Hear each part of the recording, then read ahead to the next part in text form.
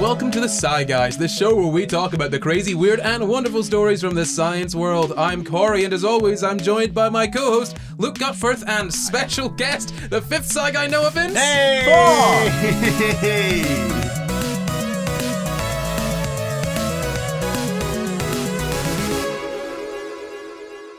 It's fifth SCI Guy, Noah. I'm afraid it doesn't change, but this week we're talking about sexy science and quirky coitus. Finally. But first, I have a question for you all. Do you know about Patreon? I do. Yeah, we have some patrons. They voted for this topic. It's the science of kinks. That's what we're doing. And that's why the question that I'm asking to everyone who's watching and listening and interacting with this in any way to get down to the YouTube comments and answer this question. You got any kinks? Like, what's your kink? Let me know. Inappropriate. You guys got any kinks? Not really. I'm very boring. You're I very used to vanilla, think I aren't you? had a blood kink because You I just like...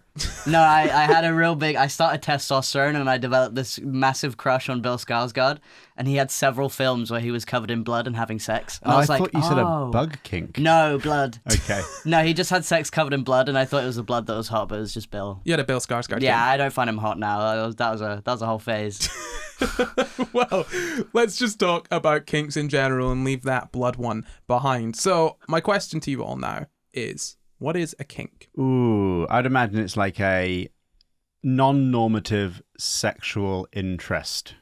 Interesting. So, if someone were to be attracted to you, that would be an... Is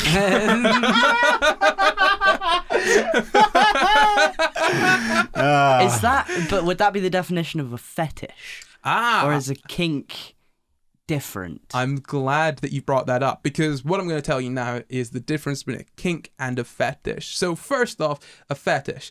A fetish, generally, it's a fixation, a sexual fixation on a specific thing. So it could be an object or a sort of act. It could be, you know what I mean? You have a general idea of what fetishes can be, right? So you could have a fetish for, feet. You could have a fetish for glasses. You could have a fetish for leather. You can have a fetish for, I don't know, candle wax being poured on you. There's any number of that things. could be a fair, kink, that's really though, good. surely. Now, yes, it could be a kink. No. Can we explain? Do you mean in a sexual No, I sense, don't mean in a or sexy just way. dipping your fingers in the candle yeah. and picking it off? Dipping my fingers in 'Cause candles. It just sounded like you're like, oh yeah, that's really good. It is really good. Dipping your fingers in candles, waiting for it to dry, peeling it off. Oh, So yeah, I mean, you're right. You could just have a kink for any of those things. And I just want to highlight as well, if you've got a fetish for a particular body part, if you've got sort of a fixation on a particular body part, that's called a partialism. And what differentiates a fetish from a kink is a fetish is something where you cannot get off without that thing. Whereas a kink is really? a kink is just an interest. Yeah. that's actually like That is how they're sort of differentiated between each other. I guess colloquially, we kind of just use them almost interchangeably, but that's what I found from sexologists and kinksters and Wow. fetishists. That's what they seem to say. That fetishism is,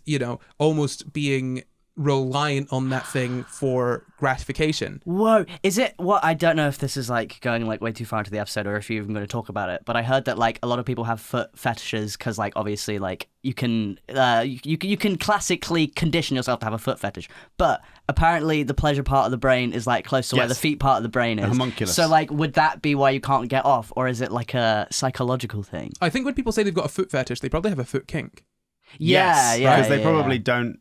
Well, they might need feet to get off, but they might be able to get off perfectly fine without feet. Yeah, I think they probably just enjoy getting off. Well, look, you're almost never gonna be having sex with someone that doesn't have feet. So then- most people have feet, so they're almost always there. Would that be considered kind of like not a disability, but like a struggle if you have a fetish for something that you can't get off without it? Like a classical fetish. Like you have like Yeah. a sexual like inability to get off without feet, or like Yeah, we'll get into that. We'll get into that in a bit. So there is an interesting and kind of problematic history of pathologizing your sort of fetishism and kinks and BDSM and all of that sort of stuff. And I kind of want to talk about that in a bit. But let's get back to what kinks and fetishes are. So a fetish is obviously something that, you need it to get off. You've got almost a reliance on that for sexual gratification. Whereas a kink is way broader. It's kind of a fingers and thumbs deal.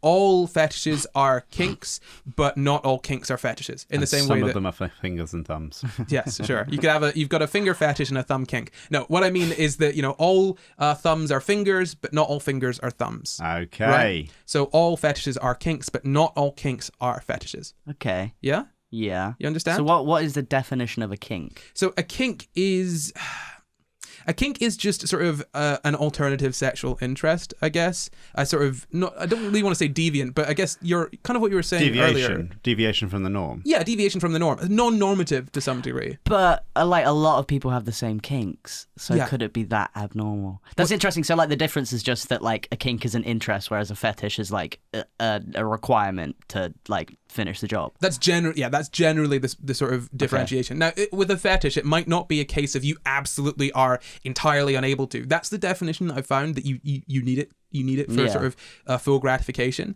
But I don't know how much leeway there is in that. Whether you're able to get off, but it's just not nearly as enjoyable as with the sort of fetish object or obsession of that fetish. Are we going to learn about how like kinks are developed? No, because we've not really studied a lot into that. That's what we're going to be talking about. Okay. Because I mean, it is really interesting. I started looking into this and I found out a lot about how we sort of study this, and it's not the way that I thought we would. I thought we'd have had a lot more research on these topics, but the sort of recent research papers, all of them start off with, there's been a lot of interest in BDSM as a sort of non-normative sort of paraphilia, a sort of a sexual disorder, right? Disorder? Yeah, genuinely in the DSM-5, a lot of these things are in the DSM-5, which is the sort of big book of mental health issues. In the DSM-5? I know, right? I mean, the three of us have been in the DSM-5 at least like 5 times over each. I've got my own page. It's just, if you're a look cut for, just, oh my god, you do. You probably haven't. I'm in there as a whole thing, and also as a non-normative sexual attraction, according to Corey's edition of the DSM-5. So those are kinks and fetishes. Are we happy with the sort of definitions of kink and fetish? Do we have an idea of what they are? Yeah. Wait, can I just double check? Go for it. All kinks are fetishes. No. All fetishes are kinks. All fetishes are Yes. kinks. Okay, fine. Yes, but not all kinks are fetishes. So a kink, you could enjoy, I guess, sort of candles or candle play, right? You can enjoy getting, hot wax poured on you, and it's like a nice bonus, but it's not a requirement, right? It's kind of, whereas if it was a fetish, like that'd be, you're using that to get off every single time. That sounds so tiring. Yeah, right? You can't just knock a quick one out. You just got to get the candles. Candles should be available in NHS. It's a sexual disorder. Stop this. Stop this. Right. No, we're putting a stopper on this now and we're moving on. I need... Getting a prescription for candles. Look, I'm putting my foot down. If you two don't behave... Oh, that's hot, man. If you don't behave, Noah is not coming back on the podcast ever again. We know that's not true. So let's talk about kink and fetishism in science. I've got a little quote here for you. Historically, these practices and interests have been pathologized. Krafft-Ebing pioneered in classifying sadism and masochism as pathologies in his Psychopathia Sexualis, a reference work of 19th century sexology. These views were later reflected in Freud's theories on sexuality. The perception of BDSM as being pathologic influenced scientific articles from the 1970s and 80s, which tended to focus on non-consensual sexual sadism from a forensic perspective and incidental sadomasochism related fatalities. So essentially, if you look at the history of studying kink and fetishism and BDSM, it's almost entirely through the lens of BDSM, which stands for sadism, masochism, bondage, daddy, sad, Yeah, that's it. You nailed that. Bondage. This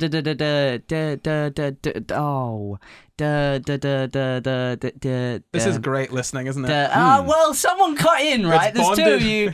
You know any letters that start with D? Words? Well, maybe it's the D in bondage. Bondage, sadism, and masochism. It's bondage, dominance. Dominance! Yeah. I knew it was somewhere. Yeah.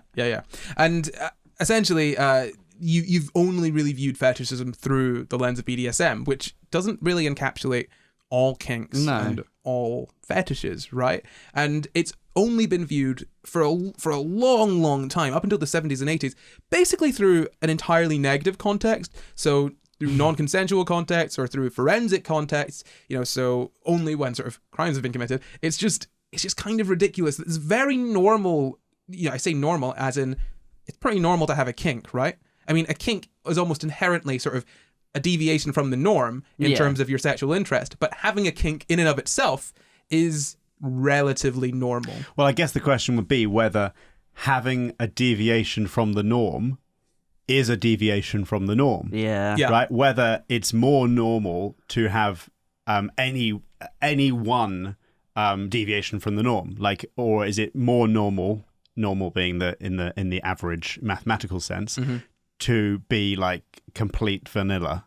I don't know the answer. I don't know what the statistics are. Yeah, I mean, the statistics are tough, actually, because, again, the studies that have been done on this have largely been done through the lens of BDSM. And on top of that, there is a degree to kink, right? Like, you can be someone that is into kink. You could be one of those people that, sort of has the sort of leather dog mask on whenever they go to Pride, and they live their life in a sort of a dom and sub situation. You can have someone that sort of has their whole life through the lens of fetishism and kink, and then you could have someone who's got a bit of a kink for I don't know. I keep on going back to candles. I don't know why. Choking. You've got someone who's got a choking kink. I find it interesting that it's only viewed through crime and criminals, and that kind of makes sense because I feel like back in the day people wouldn't go around boasting about the fact they like to be choked. Yeah. Yeah, it makes sense why now there's they love talking about no, it. I know you've got that the internet now. Yeah, but it makes sense that it It's wouldn't have been really studied because it was seen as a deviancy. We're getting more studies now, but I mean, I was looking at ones from 2021 and 2019 that were, meta-analyses that were looking at lots of different studies, and it's kind of sparse in some areas in looking at how they form and looking at them less as a sort of psychiatric condition, as a thing that is wrong with someone, and looking at them more as, hey, let's try and understand this aspect of human sexuality. It'd be so interesting to see the differences in cultures in kinks. Yeah, wouldn't that be such an interesting study to be does this exist over there? Yeah, I mean, I guess probably just through my lack of exposure to other cultures, but kink seems like something that it only fits in Western culture in my head. Yeah. You know what I mean? Yeah. It weirdly, it only, obviously I know people around the world can have kinks, but the kind of kink and fetishism that exists, here, I can't imagine existing elsewhere in the same way. So, for example, I mean, people living their entire lives, through, with sort of kinks and fetishes, going to pride parades with the dog masks and leather daddies and all that sort of stuff. That's kind of what I'm talking about. I guess it depends if kink is something, well, it's probably a bit of both, but if it's something genetic or if it's something sort of like a reaction to, if it's a reaction to, say, Western Judeo-Christian culture and its attitude to sex, and then a sort of inversion of those things,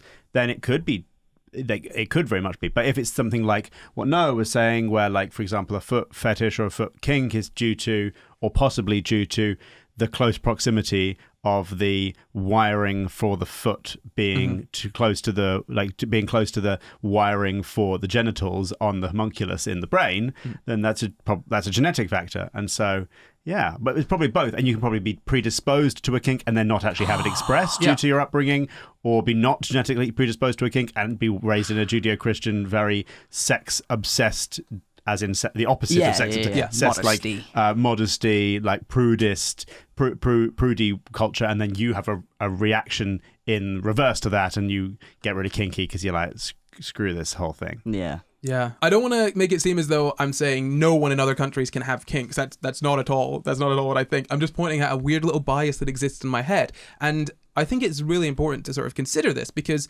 culture can have a massive influence on kink and fetishism and all of that stuff because it's so modular. It affects so many different aspects of our lives. It really affects who we are. And a lot of these studies are bringing up one specific aspect of culture from the past sort of, I guess, decade or so. Okay. Can you guess what it is? One bit of culture. The one internet, specific, porn. One very specific work that has influenced the public perception of BDSM. Yes, of course. That thing about the rich businessman whipping a young employee of his or something. What's it called? What? 50 Shades of Grey. 50 Shades of Grey. Oh, 50 Shades of Grey. Oh, I've yeah, not read the full thing. So, but Nor have something I. along those lines of rich businessman, young woman, and then they get into whipping. It's Twilight fanfic. Yeah. Yeah.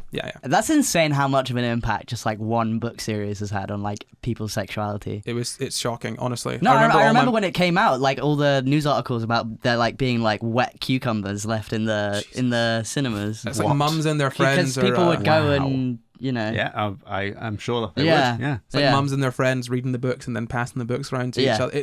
Why leave it? Well, you don't you're want to gonna walk take out it. in the like it's dark in Well, there. You don't want to but- walk out with a Put used it in your cucumber. handbag. That's true. Yeah, I mean, I personally wouldn't do either of those things, but Take it with you. I just feel like that's disrespectful. You do you, Oh, man. 100%, It yeah, just yeah. feels a bit cheeky. I think to- people probably left the wet cucumber there as a joke, Right. rather than actually, because you wouldn't leave a used cucumber, would you? I mean, people use Oh my God, yeah, people put yeah. use condom. I've been in a gay club bathroom. I'm surprised they used a condom. Good for them. Safety first. But no, I mean, 50 Shades was like Harry Potter, but for middle-aged women. Yeah. Yeah. Although I suppose that's just Harry Potter nowadays, right? No. But seriously, like it took over the world. It was like a Pokemon phenomenon. That level is what it felt like. And to see it being referenced in multiple scientific papers is insane. Yeah. You know, and they bring it up because it makes sense. This has influenced the sort of the view of BDSM in the wider culture, but also 50 Shades is a terrible, like absolutely abysmal representation of kink and fetishism and BDSM, because a lot of it does not deal with consent. Which is a massive part. If you speak to anyone that's sort of, they called kinksters, let's call them kinksters, that's a fun name. You know, kinksters or fetishists or people that are really into BDSM, a massive part of that for them is consent. Like those people that are, you know, that are so that are into that kind of sex are so up on that. You know, they've got all of these sort of I guess processes for, you know, like sort of dealing with those sort of emotions. Like there's this whole idea of aftercare and whatnot. Yeah. Like BDSM, whilst it may seem sort of violent and rough and all of that sort of stuff, at its core, it is built on consent and mutual enjoyment. I was gonna say, like, I follow a few people on Twitter. They're like, the kink community. It's like a whole community. Mm-hmm. It's like a lifestyle for some people. So moving on from, you know, BDSM and kink and fetishism, I kind of want to talk about paraphilias for a second, because it's really tied in the literature. They're tied together. Despite the fact that they're not necessarily the same thing, they are tied together. Do you know what a paraphilia is? I love parrots, man. Philia means like love, I guess, or like para is like an object, like paraphernalia, like paranormal. So unusual likes. Yes. Okay. So essentially, they're. I'll just read out the quote here. Paraphilias are persistent and recurrent sexual interests, urges, fantasies, or behaviors of marked intensity involving objects, activities, or even situations that are atypical in nature. And it says that it's not inherently a pathological thing, right? Yeah. You know, a paraphilia isn't inherently, you know, it doesn't necessarily mean you've got like some psychiatric problem. But when we talk about paraphilias, we generally are talking about the psychiatric conditions that fall under that sort of category. Okay. Wait, so when you say pathological, do you mean like there's like something wrong? Yeah, so when I say Pathologized, like, yeah. So when I say pathological, what I mean is sort of not just, so you can have something that's non-normative but fine, and then you can have something that's sort of non-normative and kind of maladaptive and generally bad for you or others around you. So what's the difference between a paraphilia, by the definition you've given, and a kink or a fetish? It's like a non-normative philia. You like something that is non-normative. Yeah, I mean, I guess paraphilia is probably slightly broader than kink. I think kink is more about sort of, you know... is it a case where the actual etymology of the word, non-normative, like, is not actually how we use the word anymore?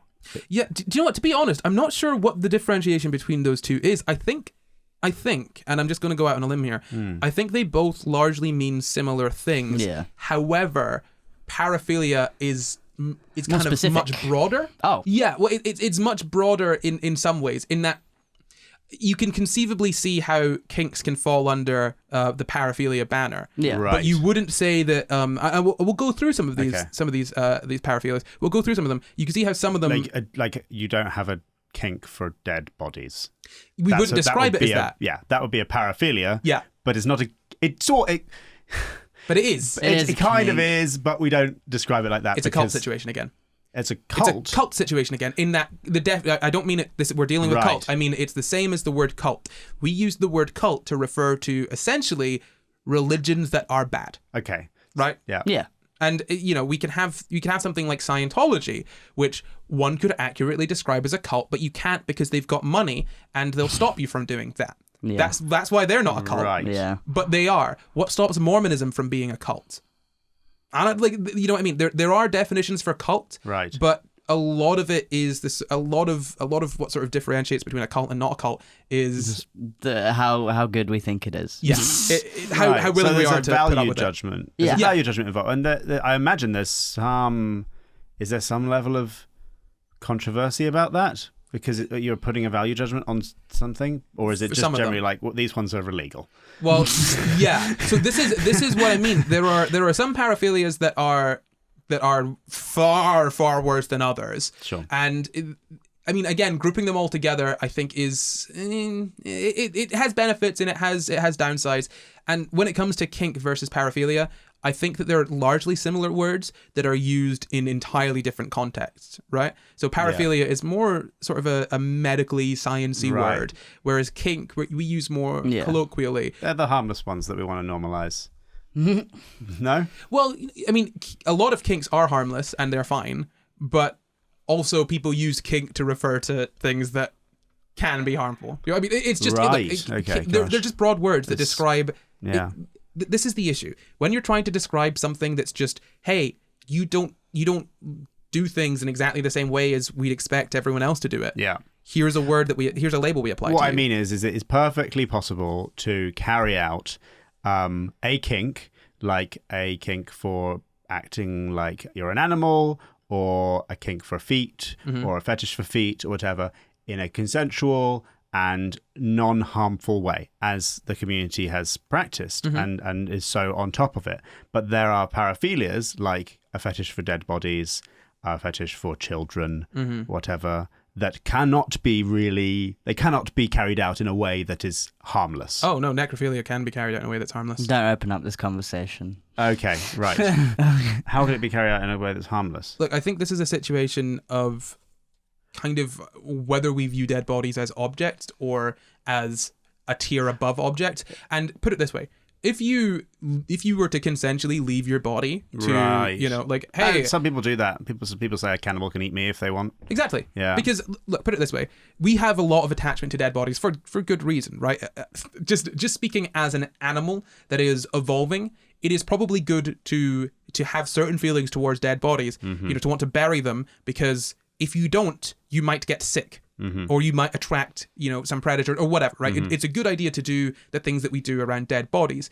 And then we've built sort of culture around that. Yeah, absolutely. We've built culture.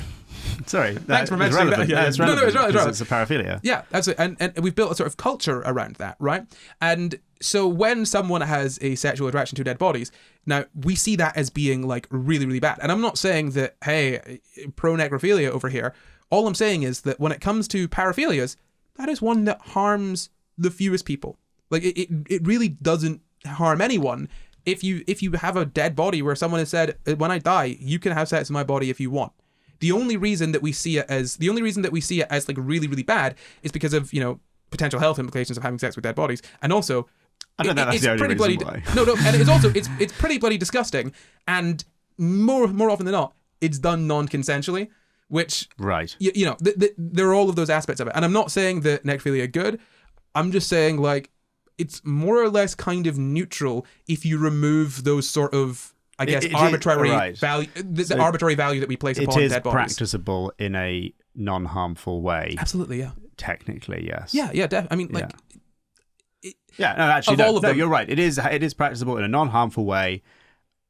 Just the majority of people are like, we don't want that. Yeah. And so, yeah, no. Like, But, we think it's weird and disgusting, but, like, are you harming anyone? And it is a really interesting. I found there's an episode of the IT Crowd about a cannibal who wants to eat a person, and I think the person's consented to them being eaten.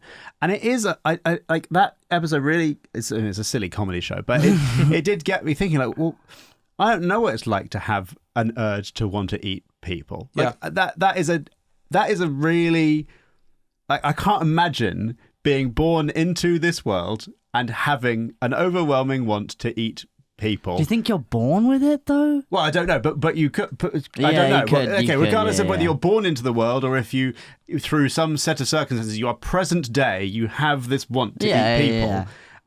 What do you do about that? Like, what do you do about that? This is the thing. I think that just sounds like a horrible situation to be in. It just sounds dreadful. You've really hit on it here. You've really hit on it here because I feel with a lot of these paraphilias, we view people incredibly so for necrophilia, we view people like incredibly negatively because they're doing something that we find disgusting and abhorrent and all of that things, in sort of normal society.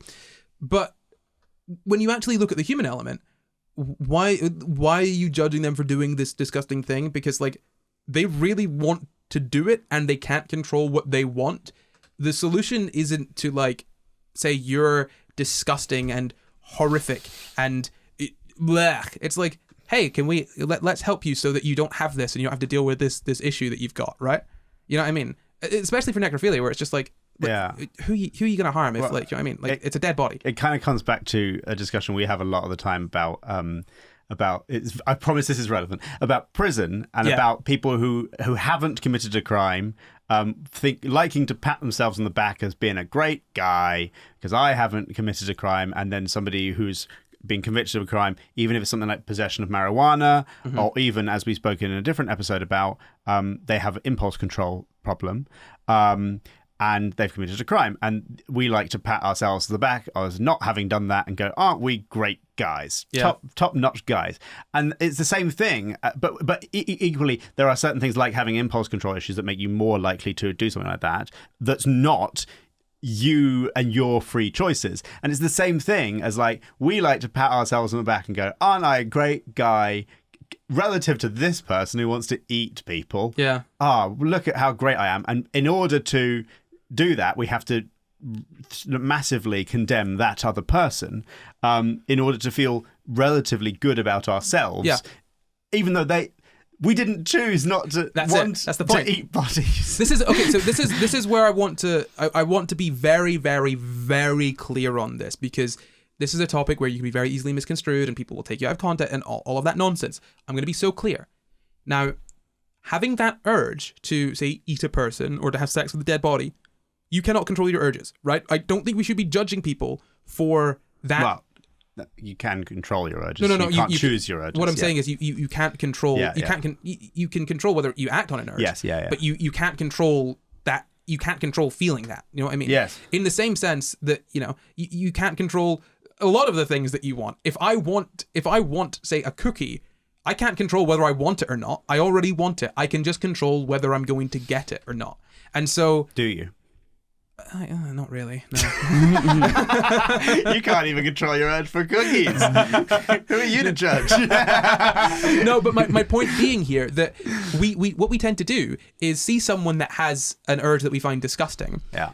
And then we basically demonize them for having that thing that they can't control, rather than demonizing the acting whether they act upon it. Yeah. I think it's the acting upon it which is the bad thing, like the really bad thing. Otherwise, it's just like, well, we should be helping you because having these very like sort of non-societally sort of acceptable urges, and I don't say non-societally acceptable, to sort of I guess diminish the severity of it. I mean, like, it isn't acceptable in normal society, and it is harmful to people. If you've got those urges, we should be trying to help you so that you don't have them, because you didn't choose to do that. Yeah, it's not your fault. Yeah, and in order to do that, those people need to be able to talk about it. Yeah. And they probably cannot. No. Because you'll probably get locked up. No, exactly. Yeah, no, it's tough, because as soon as you start showing sympathy for people like this, you're then labeled as someone that like is pro the whole thing, which it's just not the case. It's just a case of like, maybe the best way to sort of deal with problems in society isn't to demonize people for things that they can't control, but instead to vilify bad actions and try to help people avoid acting badly. Yeah, but I don't know what I'd do if I was like in charge of the world. I don't know what I'd do in terms of like if someone wants to consensually leave their dead body to some cannibal. You can do Don't do anything. You what? It's their dying wish. No, Let them of do course, it. but you have to. The reality is, you have to create legal frameworks for that kind of thing to happen. Oh, you And, do like, set up like consent forms. Well, and, but you like- have to. If you're going to condone it, you have to create structures for your society to operate. Yeah. For people, for people to be able to, confirm that there was consent and all that kind of stuff.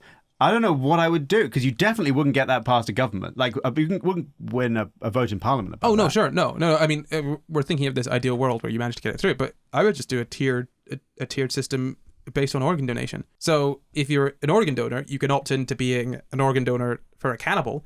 And if Oh my God! What? So you hang on. no. This is like So if you've Canada's got- maple syrup. If you've got thing. any, if you're basically not, okay, think about it like wonky veg, right? Oh my God! Right. Do you know how in shops they started selling wonky veg?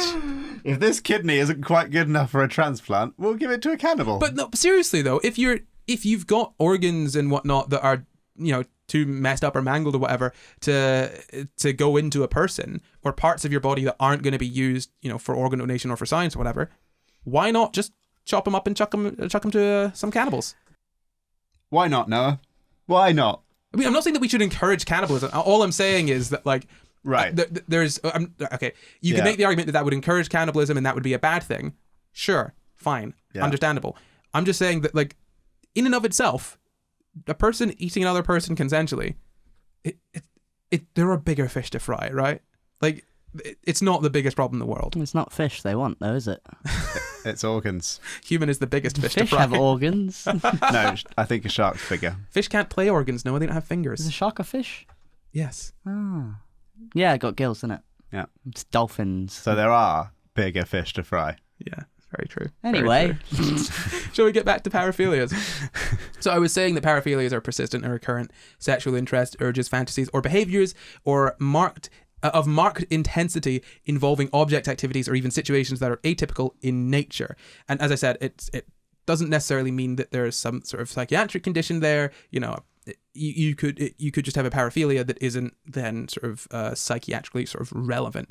But some examples of things that are in the DSM-5, there are 8 paraphilias in the DSM-5, and I'm just going to list them off. It's pedophilia, exhibitionism, voyeurism, sexual sadism, sexual masochism, frotteurism, fetishism, and transvestic fetishism. Sorry? Hang on, transvestic fetishism is still in there. That's cross-dressing. That's not Yeah, transsexual. no, it's not transsexual. It's cross-dressing. I was confused, and I had to look into this really, really quickly. And I don't know how up to date this is, but it was talking about the DSM-5, so it's within the past sort of decade-ish, right? And in the DSM-5, transvestic fetishism is still there, and it's essentially, put it this way, it's different than cross-dressing for any other reason. It's just there in the same sense as sort of those issues with sort of sexual dysfunction are in the DSM-5. Now, you could be asexual and not have any distress caused by your lack of sexual attraction, and so you wouldn't fall into the category, the sort of sexual dysfunction disorders in the DSM-5. And similarly, you could cross-dress and have no distress from it. Yeah. You can have the urge to do it and have no distress from it, and so you wouldn't fall into the conditions that are in the DSM-5. The only reason they're in there is for when people do it and like it's becoming an issue for them. I'm not saying that that's a good thing. Yeah. I'm just explaining why it's there. In what way could it become an issue for them? In that, like, okay, so if you're cross-dressing for drag or whatever, that's one thing. But if you've got an overwhelming urge to do it, to cross-dress, and I'm using the term that is being used sort of in the literature there. If you're cross-dressing, dressing in the clothes of like another gender, and you have the urge to do it, but you don't necessarily want to, and you've not got like I see. you've got like a gratification out of it, but you've got like shame and all of like these other things, Yeah. that's going to cause distress. Surely that could just come from society saying, hey, it's not normal for a man to wear women's clothes. Yeah, probably. Like, it's a very strange thing to be affiliated. Also, what's frotterism? I actually have no idea what it is. I didn't look into all of these because, I mean, I didn't want this to be an episode just about paraphilias, because I feel like reducing kink down to just the pathologizing of it isn't necessarily the best thing. I feel like there are problems with these things being in the DSM-5, but also it kind of provides a framework for helping people that want help. Yeah. You know, it's difficult, but the good thing about the diagnostic criteria for a lot of these is that you're not going to be diagnosed with it unless it causes distress. Unless it's causing you distress and you sort of want to be diagnosed with it. You know what I mean? Yeah. You kind of, it's almost an opt-in, opt-out kind of thing. Well, yeah, you're not going to be diagnosed with something unless you go and get a diagnosis. Yeah, but even in the diagnostic criteria, it literally says for you know, even for the sort of asexual thing, it sort of says that, you know, Distress. You can't be diagnosed with this if it's explained by something else. Yeah. You know, and if it's not affecting your life, there's no distress. Yeah. So, you know, it's not great, and it obviously comes from this history of sort of pathologizing and demonizing these deviant sexual behaviors. Some of them should be pathologized, but others less so, right? So this sort of cross-dressing thing, that's probably more societal than it is. Like you just feel maybe a bit embarrassed. Yeah, I mean, there are some issues apparently for people that have sort of gender, that get like sort of, and I'm taking this with a massive grain of salt because I didn't look too deeply into it. It said late onset gender dysphoria, and then started talking about what is it, autogynephilia, which is absolutely ridiculous. But it was saying that apparently if you have this sort of transvestic fetishism that's become an issue for you, that can be a root cause of late onset gender dysphoria. Right. And again, you see the issues with having this in there, in that like it. Putting human experiences into little boxes like this and saying there is something wrong with your brain. Yeah. It removes nuance and might make it harder for some people to get the help that they need, whilst also making it generally easier to get people help, you know? This may be ignorant. I don't know. It talks about transvestic fetishism, and transvestite is a word we don't generally use anymore. But I wonder, is there a distinction between sort of wanting to cross-dress for example, for sexual gratification or because you just enjoy it, and actually having no issue with your gender whatsoever? Yeah. That's a thing. Yeah, I don't think it's a gender confusion thing. It's more just, hey, I enjoyed getting off while wearing a dress. Also, that you specifically do believe or have some level of belief in the gender binary, and you are specifically identifying as one gender on the gender binary and dressing as the opposite gender because you enjoy that. Yeah. Right. That's really interesting. Yeah, I mean, transvestic fetishism, if you just want like a quick definition of it, it is having a sexual or erotic interest in cross-dressing. That is literally just the first line from this paper I've got up here from 2012. So, I mean, it's a weird one, right? It kind of highlights the limitations, I guess, of how we sort of construct sort of mental illness and psychiatric disorders. It very much exists on those sort of boundaries of is this useful or is it more harmful? Well, I wonder where this would fall for that Little Britain character. Oh, Emily Howard. Because that, I think, whenever Emily Howard and the other character as well. Because when the sort of criticism of Little Britain started coming out, and also it specifically in terms of gender stuff and in terms of trans rights and not having bad media depictions of trans people, that Emily Howard stuff was sort of brought up as an example. But to me, I never saw them as trans people because they very much return to their gender, and they are very, as far as I can tell, very comfortable in their gender. They just seem to be enjoying dressing as women and acting as women, and then but without any sort of gender dysphoria or anything. I think I know I'm talking about a character. I was gonna say I don't think like Matt Lucas and David Walliams like fully thought out the specifics of like the identity. I think they just found it funny. Yeah. So those are paraphilias, and you can see how that sort of word, that category, is a bit of an issue. It's kind of putting pedophilia next to transvestic fetishism. Yeah, exactly, right? You know, getting off from dressing in the clothes that society says that you shouldn't dress in is the same as wanting to harm children. Yeah. Like, that's not, those aren't really the same kind of thing. It is at all. And it's interesting how it's like the cross-dressing thing is purely societal. Yeah. Like, it's purely society saying this is for women, this is for men, if you wear this, blah, blah, blah, blah, blah. Yeah. Whereas, like, pedophilia, I feel like, I guess, actually, do we know the origins of, like, people having sexual interest in kids? People like, had is sex it... with kids for a long time. No, I know, but in Like, terms there of, used like... to be a thing in Roman times where like there was a hierarchy of men who had sex with younger men. Oh, I know, yeah, but they they were were- bottoms and then they grew up and they were Yeah. tops. Yeah, weird. Weird, yes. Sorry No, to any Romans listening. No. Very weird. But I oh God, no, I was taught this in high school, so he probably aged them up for us. Never mind. Oh God. No, but it definitely weird. But like, there is, I think, a differentiation between that. Yeah, sorry. and- If everyone's over 18, you can have a hierarchy of older men having sex with younger Yeah. boys or younger men if they want to. Yeah. And that can be the structure of your society, and it's more or less fine as long as there isn't a massive power dynamic going on. Ding-a-ling-ling, is that the ad bell? Oh God, he won't stop ringing, will he? Yes, well, he wants to tell us about SCI GUYS Live, Luke. SCI GUYS Live? Yes, SCI GUYS Live, the monthly live show where you and I, and sometimes a guest, talk about the science news and facts from the past month. We also have a meme review where the members of our SCI GUYS Discord channel have made memes about the show or just brought in external science memes and presented them to us. And at the end of the meme review, we crown a meme lord. So if you want to be the meme lord and enjoy all the other fun of SCI GUYS Live, like the quizzes, the audience call-ins, and everything else, make sure you're around at the end of this month and every month for the rest of time. On our YouTube channel. Goodbye. No, wait, that's not right. Back to the show, Let's get back to the show. if you insist.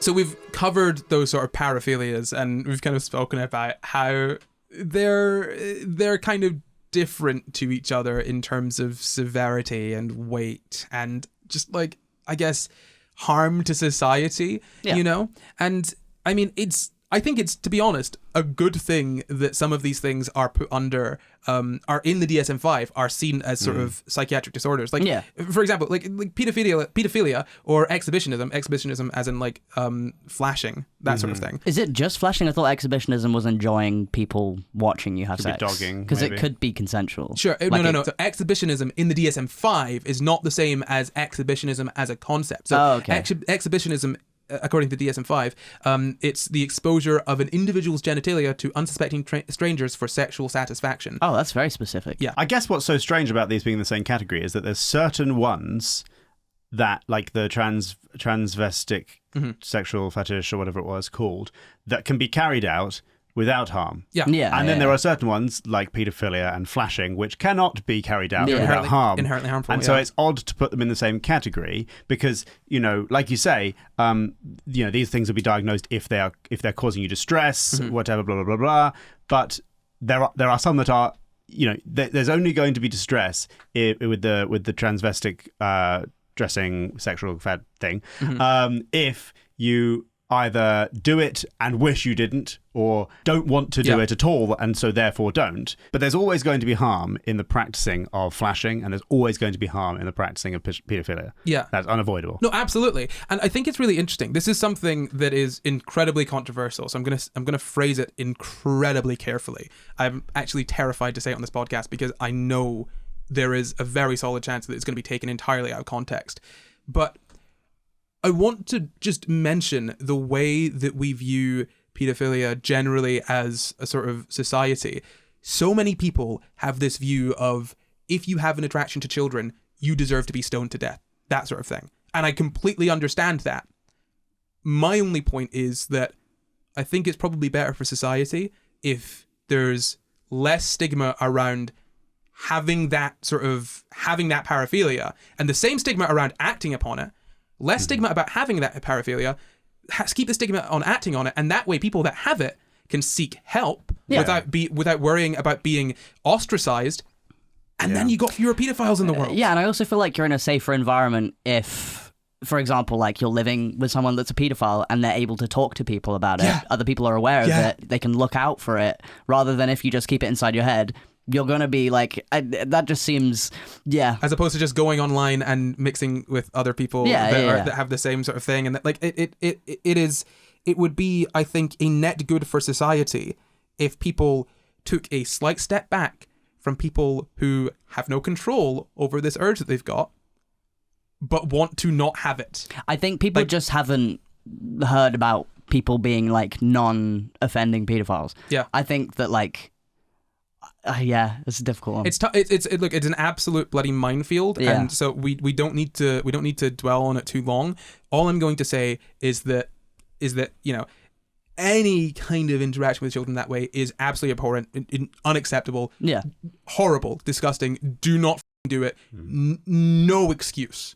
Having the urge to do that is something that is out of your control, and you should seek help. Yeah, and a lot of the time it is due to that being done to you when you were younger anyway. Yeah. And so I guess it's just a case of people's, desires being mismatched with, what feels best.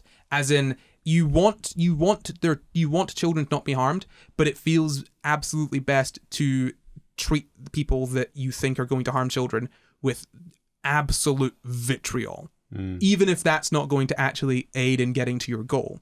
Yeah. And I think it's just about taking that step back and being rational and being like, okay, let's create a safe space for these people to get the help that they need so that no one gets harmed. Yeah.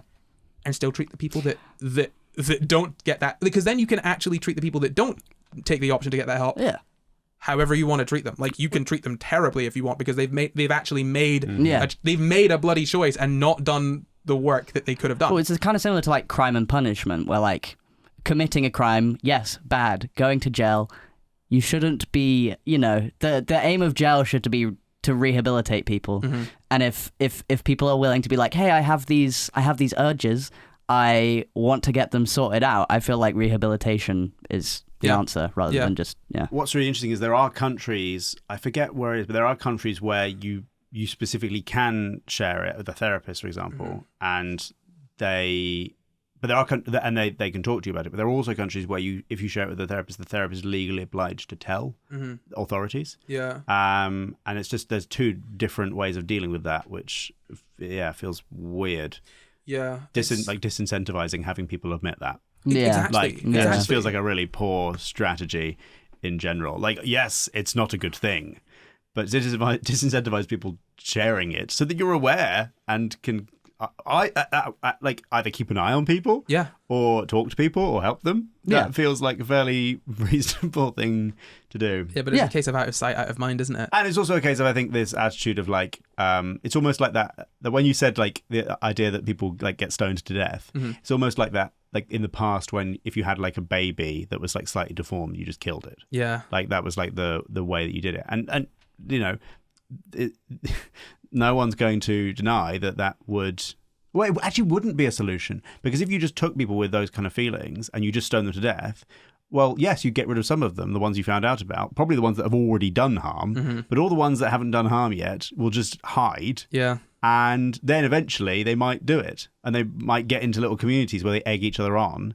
Well, that is what happens. Is that what happens? That is what happens. Well, that's exactly what happens. Yeah. Like, literally, someone I went to school with got into one of those communities online and did horrific things. Oh my God. And it was, and like, nobody knew, but if he was able to speak to someone, I doubt he would have fallen down that rabbit hole, because he seemed like, I mean, he was a bit of a, but he didn't seem like that kind of guy, you know? And I just want to add, before we move on to something else here, that it is incredibly dangerous for me to talk about this topic in the way that I am, because despite the fact that I am still absolutely condemning, pedophilia, as I'm condemning it, I'm absolutely condemning it. The fact that I'm saying, hey, maybe the best way to stop this from happening is to destigmatize the urge and just stigmatize the action. Me saying that, there's gonna be tons of like homophobes and transphobes that are going to take me saying that and twist it into me being sort of pro-pedophile because they hate LGBT people. Like, I just want to make clear how bloody big of a risk it is to say this. Like, it's very scary. Like this is the most anxious I've felt saying anything on this podcast, and I will say a lot on this podcast, you know. So let's move back on to kinks. Why do people have kinks? Dunno. Nature, nurture. Nature and nurture. Yeah. That's the two Pretty answers. much everything. Yeah. Other than like, I don't know, Space what vegetables they're eating. I suppose that would be nurture still. That's nurture. and nature. Oh, Yeah, Hey. yeah. But space is neither. is it that they're putting stuff in the water that's turning the frogs gay. Yeah. Jesus Christ, look, it's not always things that turn the frogs Not gay. always, but Often. sometimes. Often it is. Yeah. No, it's not. I want it very clear. That was a joke. It was a joke. That man is a bad man. Get kinks from, growing up, having experiences with feet and, thinking they're sexy. I read the story of some All guy kinks who... come from finding feet sexy while growing up. But I saw this Twitter thread about some guy who was like, people are really interested in how I got a foot fetish, and it was really interesting to read. Ooh. It was literally just like he was sat in the car and his aunt was in the back seat with bare feet, and he looked at them and she was like rubbing them or something, and he found them really sexy, and ever since then he's had That feet sounds kinks. like how he discovered it as opposed to how he got it.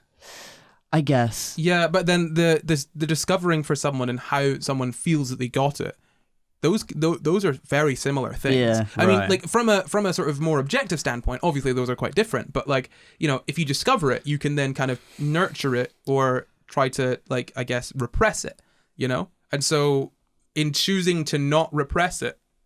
Yeah, there was a thing on Love Island a few years ago where a guy admitted to having a foot fetish, and it was a really big deal. Because it was like the reaction was like, but then the girl But he was why? with was like, well, because it's non-normative. That's No, no, why. Yeah, no, but I know of all why, the but- kinks you could have, like if I was with someone that had a foot kink, I'd be like, okay, kind of weird, but it's not so fine. gross. But then this is the thing, kind of weird. It's seen as a sort of embarrassing thing, and I'm just like, okay, I guess that the people that have a foot fetish can often act in an embarrassing way. Yeah. When they beg for foot pics, and the fact that wiki feet exists. Yeah. Or if they're that guy from Nickelodeon. That's That's horrific. a crossover between paraphilia and kink. Jesus Christ, that's And pedophilia. horrific. Yeah. That was the paraphilia. Yeah. Oh, okay. Yeah. Yeah, but I think just a foot fetish in and of itself, that's fine. Let them be. Let them love their little, let them love the little feetsies. I just mean it was like a nationally one of the most popular Yeah, nationally yeah. televised things of this guy admitting that he had a foot fetish as like an early stage part of the relationship. Was like, I need to tell you this. It's a big part of my life. I don't want to freak you out. And her like accepting that. I don't know whether she then enabled him to act upon it, but she accepted it, and it was on national television. He admitted that on national television, and like that was quite a Brave. big deal for normalizing something which is ultimately harmless. Yeah, right. Absolutely, yeah. I mean, and that's good. That's a good thing. Yeah. I don't think we should stigmatize it. It's the same as stigmatizing furries and stuff. Yeah. Like, who are furries harming? Furries are the nicest people Yeah. on the planet. I have Wow. never met. No, okay, right. Furries for president. I've never met a furry that hasn't been lovely. Lovely, yeah, Like, they're all just like generally really nice all the people. mean ones you haven't met them. They don't come outside because they're really mean. They're really mean, too mean. But yeah, no, I mean, I just think that destigmatizing a lot of these things is probably a good thing, because like, who is a foot fetish harming? Who is a furry harming? You Yeah. know? But no, what I'm saying is that we should destigmatize that. But that doesn't answer my question, which is, why do people have kinks? And it's a big question, and ultimately, we don't really know exactly why people have kinks. But then, as I said, it's a big question because no two kinks are necessarily identical. Yeah, I was right? going to say it could be anything. Yeah, so for example, some of them, I've got this quote from The Guardian, some kinks make like a lot of sense. Here's the quote. Put simply, there's a science to spanking, to nipple torture, to candle waxing, and pretty much any other sex act you could name where prolonging the anticipation of touch or relief or safely manipulating blood flow causes the release of neurotransmitters such as dopamine, adrenaline, or serotonin that result in a chemical high. So, like... It's the anticipation. Exactly. And like, edging and, I mean, like sort of that sort of teasing and all of that sort of stuff, it makes sense that people would be into that because anticipation can feel really, really good. And obviously you've got to be predisposed to being able to enjoy it in the same sense that, some people don't like roller coasters, but other people really love them. Yeah, but also nipple torture, I feel we just skimmed past that one. Yeah. How what's is that? The torture part feels like What about used, that? I think it's just aggressive nipple play. But how is that like anticipation? I'm anticipating you to stop, please, now. Yeah, but there's also, do you know how pain can feel good? Okay, so think about it this way. I really like spicy food. Oh Like, yeah, I to be fair. love spicy food, and sometimes it's too hot and it bloody burns. But like, man, I love that heat. I think it's just a specific nippular area which has me cringing. Yeah, no, My fair. nipples hurt anyway. Like, I don't want my nipples to be crushed or anything. That seems horrific. But like, I can understand why some people are into certain things, because I can see how it would feel good, in the same sense that strapping yourself onto, like, you know, a car that shoots across a metal track and goes upside down and loops around and stuff seems absolutely insane. But you get me to Disneyland and I bloody love that Yeah, thing. that feels like a very different method of action though, because it's adrenaline. But I don't think is the nipple torture the adrenaline of nipple torture? Oh, it could be actually. Yeah, It could adrenaline, be. serotonin, dopamine Oh, are all okay, released. right. Yeah, Well then. Oh, okay, that makes torture my sense. nipples, yeah. I will. please. Finally, someone. But yeah, you can see how some of these kinks and these fetishes just make sense in terms of it's basically like a roller coaster ride, or eating spicy food. Like, yes, it seems like it's harmful or painful, but we enjoy that in other areas often. Like, why would you go and watch a scary movie? Why do you like to be scared? Because it can be fun. Yeah. Right? You know, and we don't question that, but we do question when it comes to sexuality, because when it comes to sex, we are very, very rigid. You know, Yeah. we've got lots of rules around sex, and we're very particular about what is normal and what isn't normal. And if it's not normal, then it's not okay. I guess the neurotransmitter thing makes sense for like choking and like torture, as you say, but in terms of like like having a foot kink, that's different. That's not like a neurotransmitter thing, is it? That's just like finding a certain body part very sexually appealing. Yeah, Well, I mean, it could be association, or it could be wiring. Oh yeah. yeah. I mean, there's this is the thing. When you look at kink, there are so many things that fall under that umbrella term that there can be many routes to developing a kink. Yeah. You know, and association or wiring, like you mentioned, those could be major players involved in that. But like, hey, we're a brain. Like, you know, your brain is attracted to different things, right? You know, generally, straight men are attracted to breasts and butts. And they're, you know, like generally that's what they're attracted to. And there's a good reason for that, because, you know, if you're looking for a mate, if your mate has, you know, wide hips, Big boobie. it's good for bearing children. Big boobie. And if they got big boobies, they're good for feeding babies. You know what I mean? Are Like, they? Does that probably. actually correlate? I actually don't know. I've never known. I That's don't just know an if it assumption. does. All I mean is it that may just be like an association. all I mean is but it means you're healthy, Yeah. and you've got ample fat store and ample breast tissue. I read Yeah. it was also like just good to have as a cushion. Oh, that's great, isn't it? It's just a little Everybody cushion. needs a bosom for a pillow. Everybody needs a bosom. That's true.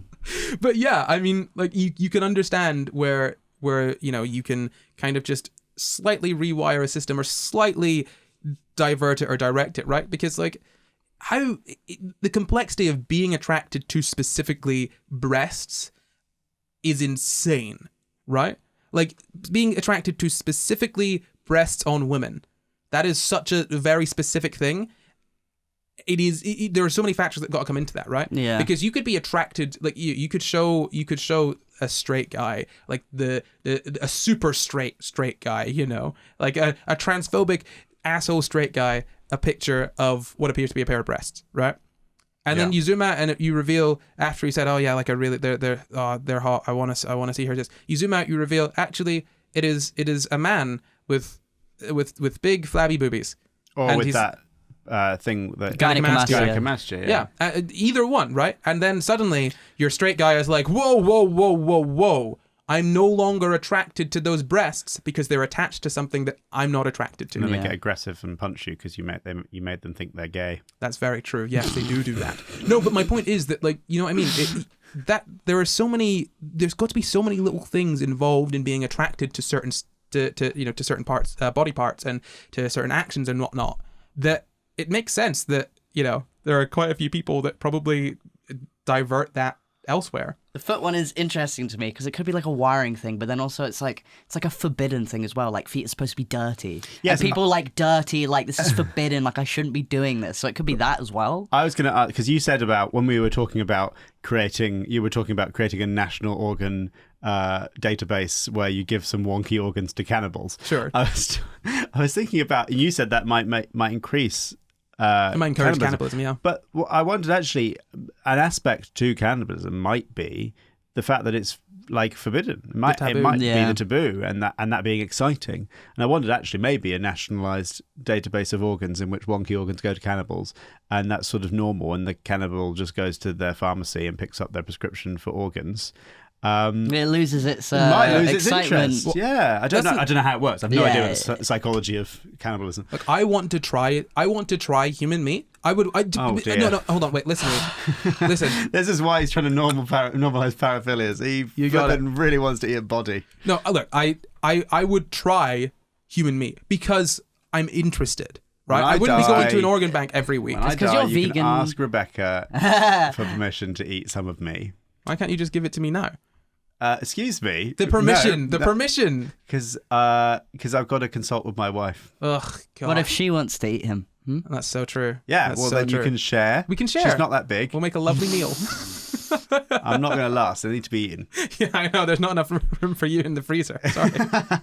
Well, you're vegan, so it is the only kind of consensual meat you'd be able to get. That's not why he wants to eat it, though. No, but it sounds much better. No, I am genuinely...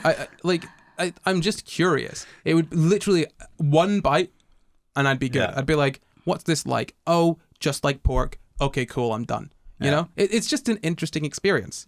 Not for me, but fair enough. Neither. No, fair enough. Like, I get it. It's like really, really bloody weird, which is why I'm like, that'd be a laugh, right? If it's completely consensual and not from a dead person. I'm not gonna validate it. Don't say right, Luke. Damn. Okay. Well, I'll just. I said right, as in I understand your point.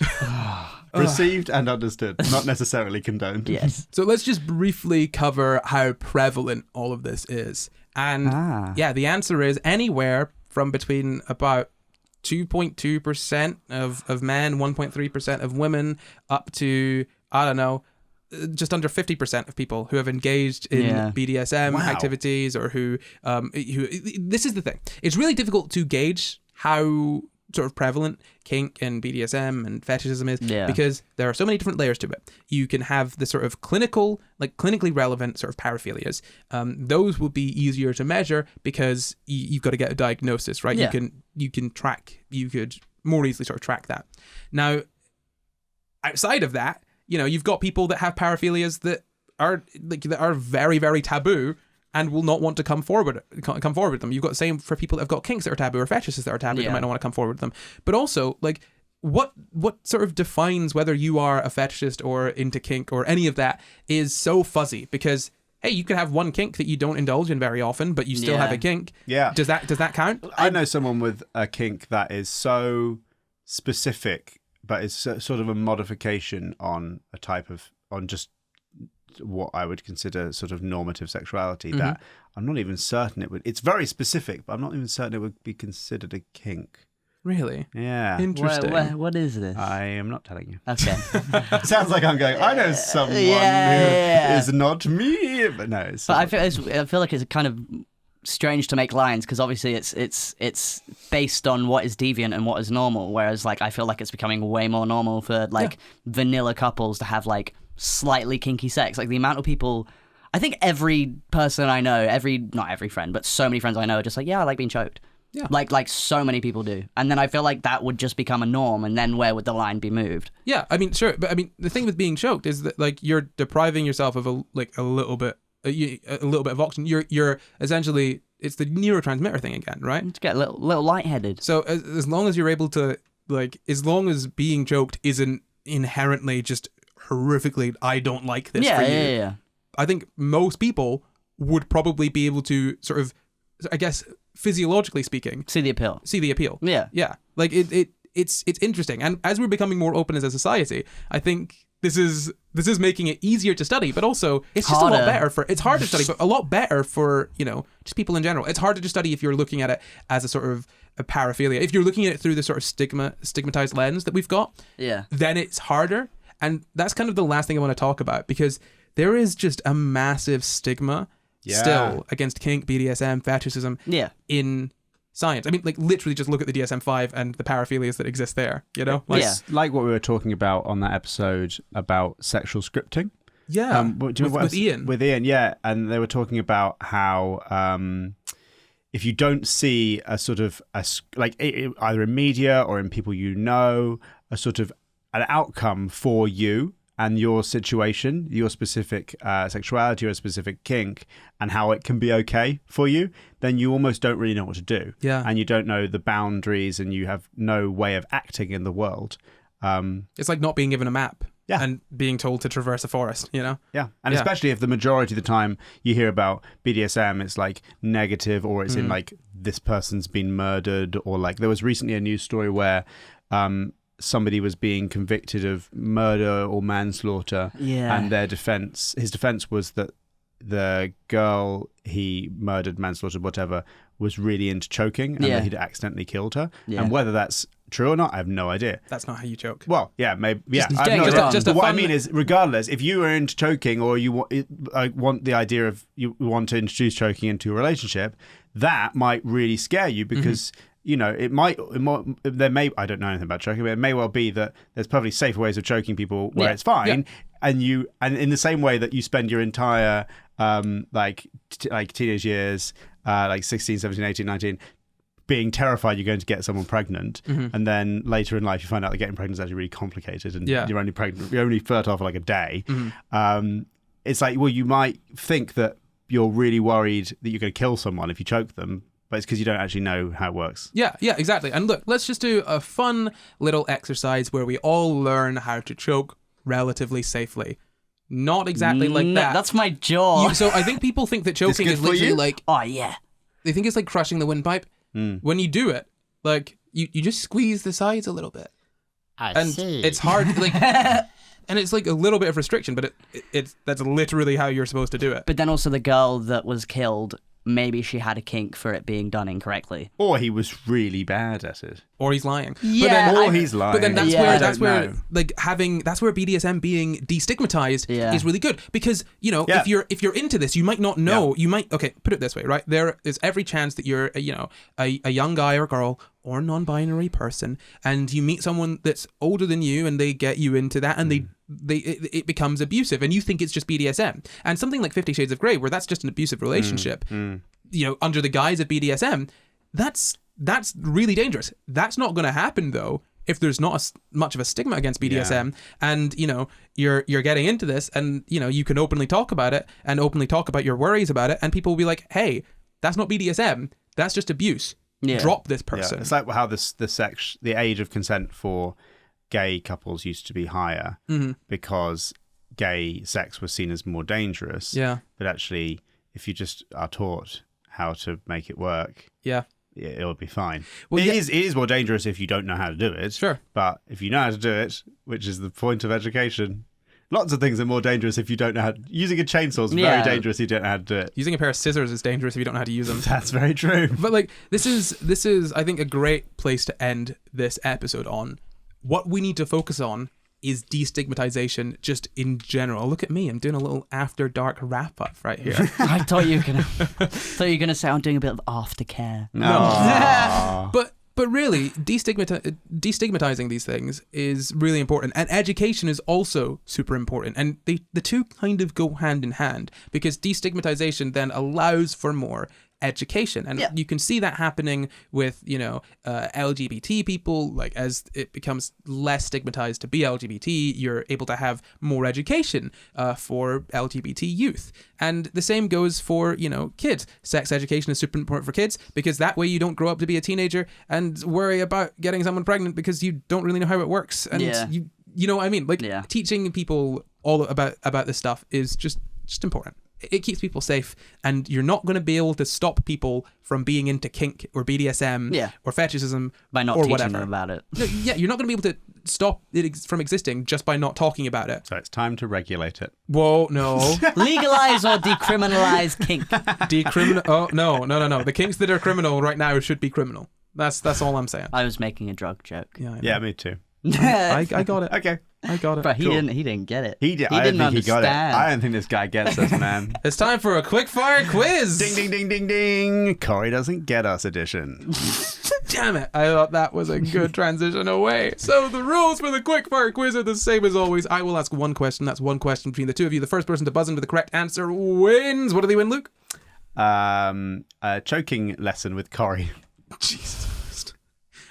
Actually, everyone gets that. It should be taught to everyone. This Should it? is just either you or me is taught how to choke by Corey. Do you just want me to choke you? Is that No, what? I do not want you to choke me. Are you going to throw Well, I don't know. Maybe I do. I have no idea what I like. Okay, Noah, what is your buzzer? Luke, what is your buzzer? Ooh. Oh, that's your buzzer. Very good. I like it.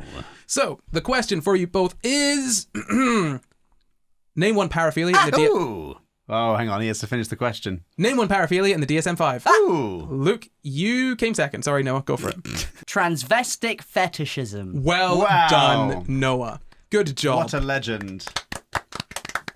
And here is your choking lesson. Luke will be carrying it out. Yay! Finally.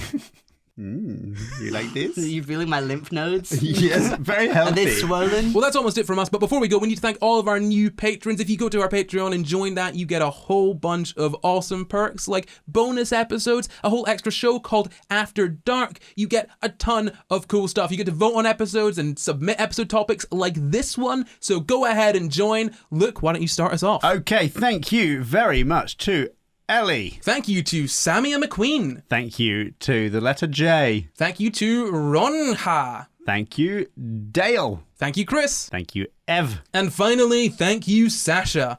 Wow. What a good little thanks we What did a today. bunch of legends. Amazing. So if you want to be thanked at the end of a SCI GUYS episode, just head to the Patreon and join that. But I think that's all from us. And before we go, we would like to thank all of our patrons with an extra special thank you to executive producers Danito and Glitch Rabbit. And thank you for watching. You can find the full references for this episode down in the description. Subscribe for new episodes every Sunday. And why not leave us a nice wee comment? You can support the pod at patreon.com/SCI GUYS, or you can find and contact us at SCI GUYS Pod on Twitter, Facebook, Instagram, YouTube, and at SCI GUYS on TikTok too.